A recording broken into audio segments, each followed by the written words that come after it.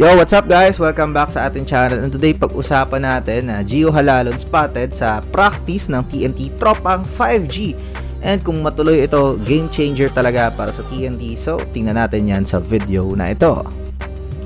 So, ayun na nga, originally dapat matrade si Gio Halalon papunta sa Blackwater kapalit si Justin Chua.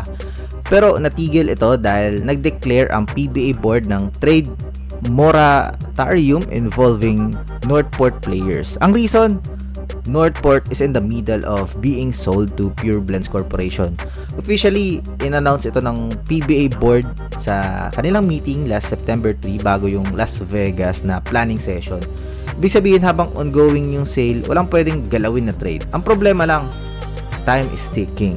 Gio's contract is only until September 30. And after that, magiging unrestricted free agent na siya. So, kahit anong plano ng Pure Blends, wala silang magagawa kung ayaw nilang mag-offer ng bagong kontrata. At dito pumapasok yung malaking sayang for Pure Blends.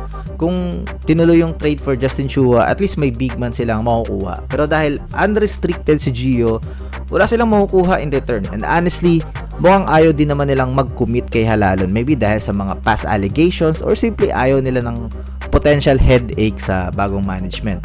And meanwhile, for TNT, sila yung magiging biggest winner dito. Imagine, muntik na silang mag-Grand Slam pero nagkaroon lang sila ng mga injuries sa kanilang run. And ngayon, kung madadagdagan sila ng Halalon, they'll just get deeper and more dangerous. Perfect timing din kasi Jason Castro is already in the twilight of his career.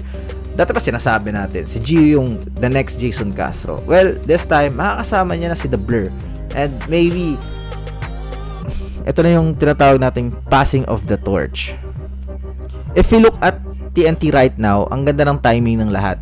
Nung trade for Mikey Williams, they got a solid value. At ang napunta sa Converge, parang sakit lang ng ulo. TNT always plays na win now mode, and adding a guard like Halalon just makes sense. So magkakaroon ng extra rest si Jason Castro, more pace and energy for TNT's offense, so more drive and kick options for Coach Reyes system. Ang downside lang, magkakaroon ng rotation problems kasi halos sa kanila puro guards, puro talented, tapos puro shot creators. Pero at the end of the day, good problem yan eh. Ang hirap maging coach na kulang sa talent. So, mas okay na yung sobra ka sa talent.